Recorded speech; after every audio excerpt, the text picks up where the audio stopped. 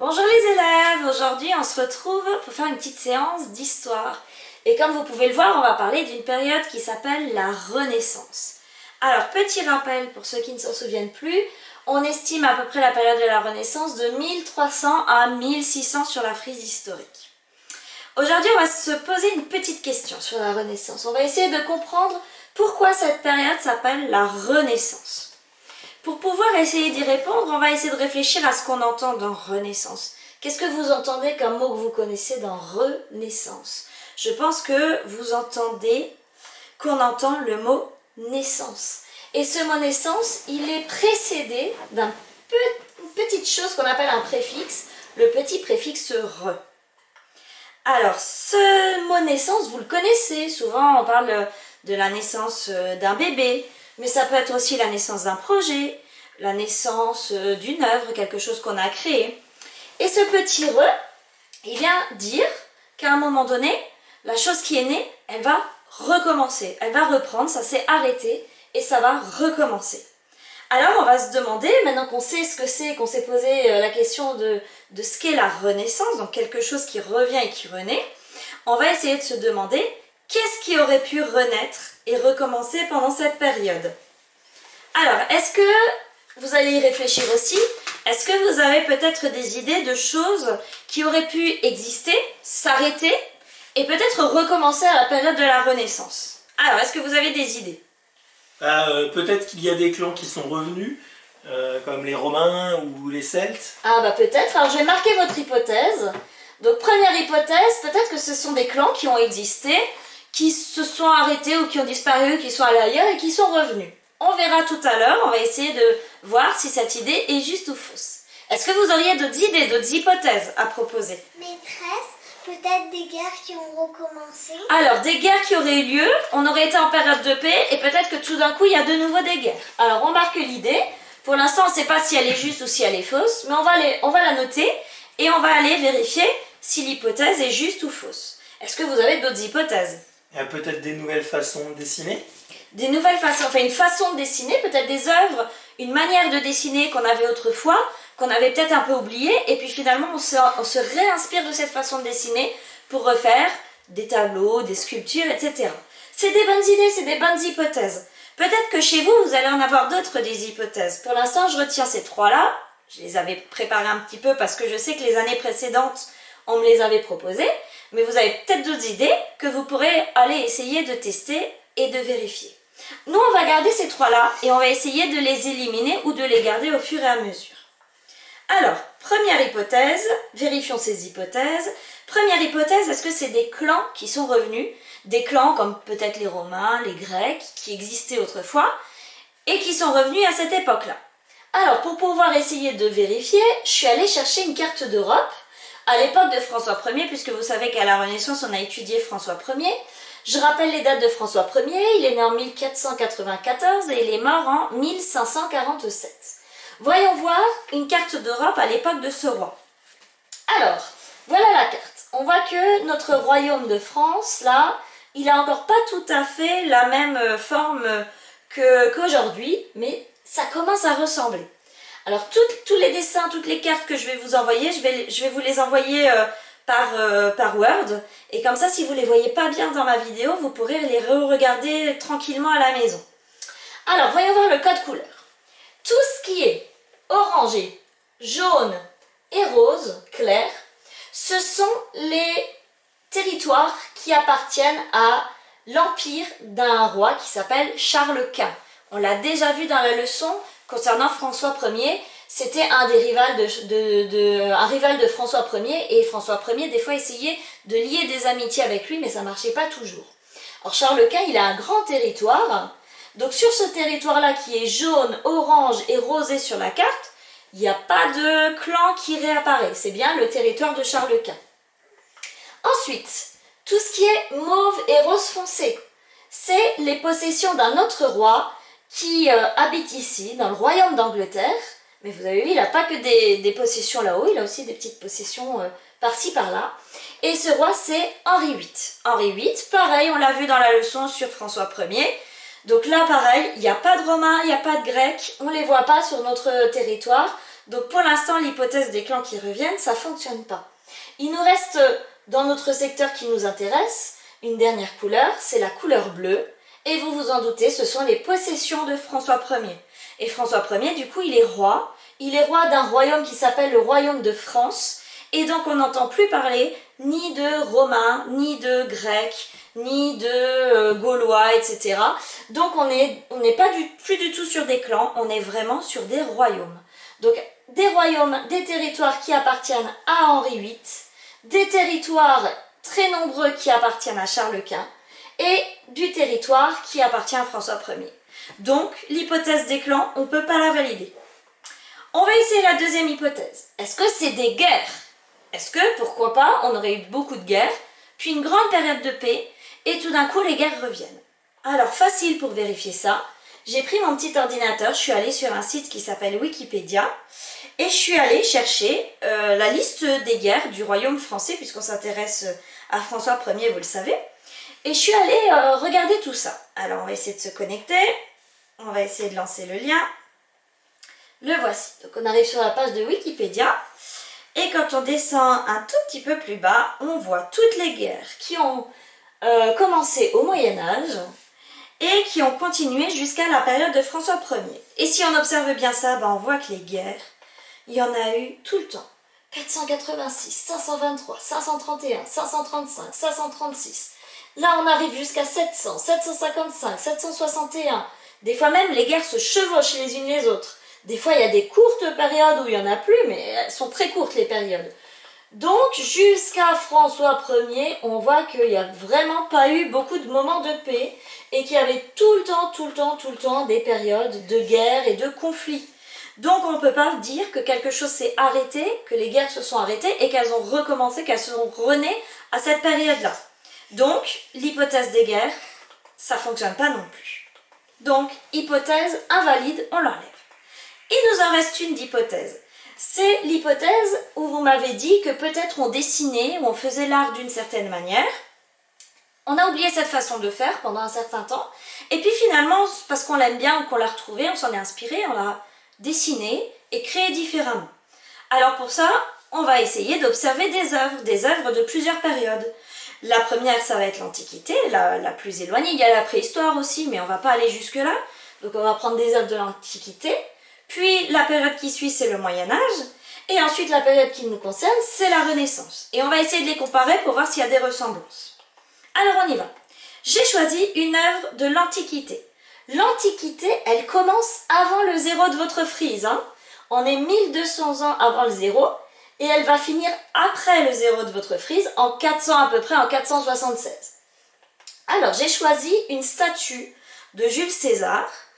Donc, on la voit ici, ça c'est la statue actuelle, et je vous expliquerai tout à l'heure pourquoi à côté je vous ai mis ce dessin.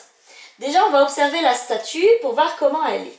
Alors réfléchissez-vous aussi chez vous, comment vous la trouvez cette statue? Alors vous allez peut-être dire belle, mais belle c'est un jugement de valeur, donc vous savez bien que ça ne va pas me suffire. Mais on peut remarquer des caractéristiques, des choses qui tapent à l'œil. Alors moi, je vais vous dire ce qui me tape à l'œil. Moi, je trouve que cette statue, elle est très réaliste. Vraiment, on a vraiment l'impression d'avoir un véritable humain devant soi, un véritable homme. Pourquoi? Parce que les proportions sont vraiment respectées. Les proportions, ça veut dire que la taille des bras par rapport à la taille du buste, par rapport à la taille des jambes, elles sont respectées. On ne va pas avoir des tout petits bras avec une très grande tête. On ne va pas avoir un très grand corps avec des toutes petites jambes. Le monsieur, on l'a vraiment bien observé, on l'a vraiment mesuré les bras, mesuré les jambes, et on a vraiment essayé de respecter ça sur cette œuvre, sur cette sculpture d'ailleurs, c'est une sculpture. Je remarque aussi qu'on a vraiment fait très attention aux détails. Quand on voit le tissu qu'il a ici sur son bras, on voit bien tous les détails qui ont été taillés pour donner le sens du tissu, le mouvement des tissus sur son bras. Et on peut imaginer que si nous-mêmes on mettait un morceau de tissu sur notre bras, il tomberait exactement comme ça. Donc ça fait très réaliste. Pareil pour son armure. Il y a des détails, vous ne les voyez peut-être pas bien à la caméra, mais vous les regarderez mieux à l'image dans votre fichier. Les détails ont vraiment été réalisés à la perfection. On voit que celui qui a fait cette statue, il a vraiment fait attention aux petits détails. On voit les boucles là qui attachent son plastron, on voit toutes les petites décorations qui ressortent. Alors je vous ai mis à côté la statue, on va dire, réimaginée à notre époque, parce que on a tendance à croire que les statues de l'Antiquité, elles étaient toutes blanches comme ça, parce qu'on les a retrouvées dans cet état. Mais en fait, les scientifiques, maintenant, ils savent, parce qu'ils ont des petits instruments pour aller bien vérifier et bien scruter, et ils ont retrouvé plein de traces de statues. Donc en fait, maintenant, on a pensé pendant des années que les statues, elles étaient blanches à l'Antiquité, mais on sait qu'en fait, elles étaient peintes, elles étaient décorées, elles étaient pleines de couleurs. Et donc, si on veut imaginer cette statue à son époque, au moment où elle a été créée, il faut essayer de l'imaginer avec de la couleur. Voilà pour l'œuvre de l'Antiquité. Vous gardez ça dans un coin de la tête, parce que votre but, ça va être d'essayer de comparer cette œuvre avec les autres époques pour voir si notre hypothèse est juste ou fausse. On va prendre maintenant l'œuvre du Moyen-Âge. Le Moyen-Âge, c'est la période qui suit, donc 476, et on va jusqu'à 1400. On est derrière le zéro cette fois-ci. Alors, je vous en ai mis deux des œuvres, parce qu'il y avait des choses intéressantes à voir sur les deux. Première œuvre, je vous ai choisi un couple avec peut-être des gens de la noblesse, peut-être du Moyen-Âge. En tout cas, je vous ai choisi ce dessin parce qu'il faut essayer de remarquer des choses dessus qui sautent un petit peu aux yeux. Donc vous, chez vous, comme on l'a fait tout à l'heure pour la statue, pour la sculpture, faites la même chose ici pour cette œuvre. Essayez de remarquer des petites choses spécifiques à cette œuvre. Alors, moi je vais vous dire ce que moi je remarque. Je remarque que ici, on n'est pas tout à fait dans le réalisme qu'on avait tout à l'heure.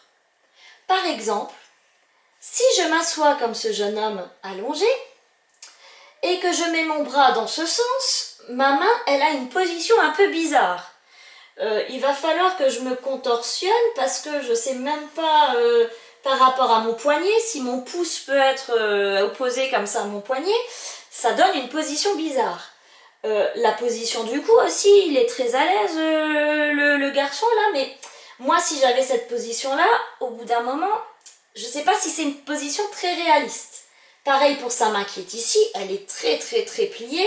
Essayez de vous mettre dans la même position, vous allez voir c'est douloureux parce que physiquement, on ne peut pas plier notre poignet comme ça. Ce poignet là, il est assez choquant quand on le regarde. La jeune fille c'est pareil, elle se met sur lui, si on observe bien, regardez son dos là, comment il est tordu, essayez de vous mettre dans la même position, vous allez vous faire mal. Donc au niveau des positions, on n'est pas dans la représentation de la réalité. Ces personnages, ils sont dans des positions très jolies, très douces, mais que nous, si on essayait de les refaire, on ne serait vraiment pas à l'aise. Regardez son pied, maintenant, ce jeune homme, est-ce que vous remarquez pas quelque chose de bizarre? Il a quand même un tout petit pied pour une très très très très très longue jambe. Donc là, les proportions, pour moi, elles ne sont pas respectées. On n'a pas fait attention à bien mesurer toutes les parties du corps pour donner quelque chose de réaliste.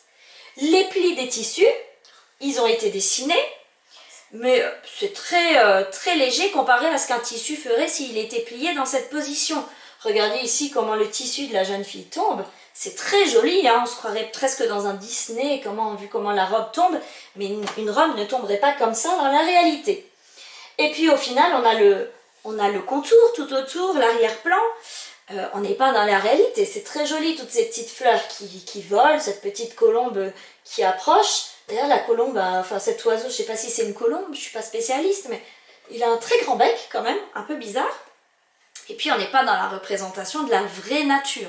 On aurait pu avoir une vraie nature, un vrai jardin représenté derrière, ce n'est pas le cas. Je vous en montre un deuxième, ici on a voulu représenter la réalité, on est dans la nature cette fois-ci, la campagne, les châteaux forts. Et là, j'espère qu'il y a quelque chose qui vous saute aux yeux quand vous regardez ça. Je vous laisse un peu de temps pour essayer de trouver. Alors, moi, ce qui me saute aux yeux, c'est quand même l'incroyable taille des personnages comparée au château. Regardez la porte du château et regardez la taille du personnage. C'est à peine s'il passe à travers la porte. Pareil pour les chevaliers qui sont en arrière-plan, quand on les regarde par rapport à la taille du château, par rapport aux paysans, Il y a un souci. Les arbres, regardez la taille des arbres comparé aux personnages qui passent juste à côté. Donc là, on n'est pas du tout dans le respect des proportions. Donc l'œuvre de l'Antiquité et l'œuvre du Moyen-Âge ne s'inspirent pas l'une de l'autre. Donc pour l'instant, l'hypothèse ne marche pas. Fort heureusement, il nous reste une période, il nous reste celle de la Renaissance. Allons voir si l'œuvre de la Renaissance peut-être ressemble à l'œuvre du Moyen-Âge ou peut-être à celle de l'Antiquité. Voici l'œuvre de la Renaissance que j'ai choisie. J'ai choisi un tableau. Ce tableau s'appelle Le Printemps de Botticelli. Donc cette fois-ci on est à la Renaissance, à peu près 1400-1600, j'ai arrondi. Et on est en train de représenter, alors les gens c'est pas des vrais gens, on n'irait pas danser comme ça dans la forêt. C'est une représentation du printemps avec les vents de printemps, le petit Cupidon qui aimerait bien rendre les gens amoureux, etc. Moi, ce que j'aimerais que vous repériez, c'est comme on l'a fait tout à l'heure, des caractéristiques qui vous sautent aux yeux par rapport au personnage, par rapport au décor, par rapport à la manière dont on a dessiné. Donc, je vous laisse quelques petites secondes pour essayer de repérer et pourquoi pas trouver des ressemblances avec la première sculpture ou avec les deux peintures que je vous ai montrées du Moyen-Âge. Alors, est-ce qu'ici, les proportions ont été respectées? On a vu une œuvre où ça l'était, deux œuvres où ça ne l'était pas. Est-ce qu'ici, les proportions le sont? J'ai bien l'impression que oui. Les personnages ont l'air vraiment très réalistes. On n'a pas de pied plus petit que la jambe. Et d'ailleurs, on voit le détail. Tous les petits orteils sont bien dessinés. Les visages des personnages, la petite dame là, enfin la grande dame, elle a même une petite fossette au menton. Donc vraiment, on est vraiment dans le détail et d'essayer de dessiner au plus proche du modèle. On a de nouveau des tissus et dans ces tissus qui sont tellement bien dessinés proches de la réalité, on a l'impression que le vent vient les entraîner et vient les pousser. Si on avait un tissu et que le tissu s'envolerait, on aurait ces plis là qui se créent dans le voile un peu transparent de ces dames qui dansent. Donc les plis des tissus sont très réalistes. Les traits des personnages sont très réalistes et on a des proportions véritablement respectées. La nature, si on regarde les arbres, ils sont quand même exécutés avec précision et avec réalisme. On n'est pas dans un arbre comme font les enfants, avec juste un tronc et quelques feuilles touffues tout autour. Le peintre a vraiment essayé de dessiner les détails, on voit même les fruits et les fleurs dans les arbres. Les buissons derrière ils sont vraiment détaillés. Donc on est vraiment dans quelque chose de très précis. Alors maintenant c'est à vous de me dire, est-ce que cette œuvre de la Renaissance s'est inspirée soit de l'Antiquité, soit du Moyen-Âge? Je les ai collées ensemble, les œuvres. Je les ai, voilà, le Printemps de Botticelli, c'est ce que je vous ai dit. Et je les ai toutes mise côte à côte. Celle-ci, je l'ai un petit peu raccourcie pour qu'elle tienne. Et on va essayer de voir laquelle est la plus ressemblante. Alors, d'après vous, par rapport à cette œuvre de la Renaissance, à votre hypothèse qui était « on fait renaître un art », est-ce que cette œuvre de la Renaissance ressemble à celle du Moyen-Âge, à celle de l'Antiquité, ou à aucune, si votre hypothèse est fausse? Alors, chacun faites-vous votre opinion, et ensuite je vous donne la bonne réponse. Vous êtes prêts pour la bonne réponse? Alors moi je trouve que cette œuvre de la Renaissance, elle ressemble énormément à cette œuvre de l'Antiquité. Même si ici c'est une statue, et ici une peinture. Mais on voit que les artistes de l'Antiquité et l'artiste de la Renaissance, ils ont respecté les mêmes règles. Essayez de dessiner le plus juste, le mieux proportionné, le plus fidèlement possible la personne, le sujet qu'on a devant soi. Alors qu'au Moyen-Âge, on ne respecte pas tout ça. Donc on a bien eu une coupure au niveau de la façon de dessiner. Au Moyen-Âge, en France, on ne dessine plus à la manière de l'Antiquité. Donc on a bien une coupure. Et finalement, pour une raison, on verra laquelle tout à l'heure, mais vous avez peut-être déjà une idée parce qu'on l'a un petit peu vu dans la leçon. Et finalement, cette cette façon de dessiner qu'on avait oubliée au Moyen-Âge, elle va ressortir et on va la réutiliser et ça va vraiment devenir la manière de dessiner de cette époque-là. Ça veut dire qu'il va y avoir des codes. Aujourd'hui, vous avez un peu le droit de dessiner comme vous voulez. on vous encourage à avoir votre manière de dessiner, mais à ces époques-là, il y avait des codes. Et au Moyen-Âge, on devait dessiner à peu près avec ces codes-là, et à la Renaissance, on a repris des codes qui avaient existé à l'Antiquité et qu'on avait un peu abandonnés. Donc votre troisième hypothèse, elle était juste. On est bien en train de faire renaître une manière de dessiner, une manière de sculpter, une manière de peindre qui avait été oubliée dans notre royaume de France et qui va être retrouvée et réutilisée parce que notre cher François Ier va adorer cette manière de dessiner et de représenter les choses.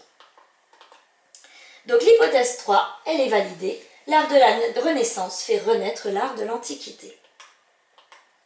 Alors, ce qu'il va falloir retenir de ce que je vous ai montré, c'est que l'art de la Renaissance, elle s'inspire, elle copie, elle fait renaître un art qui avait déjà existé au moment de l'Antiquité, donc très longtemps avant. Avec ce style d'art, les artistes veulent représenter au mieux la réalité.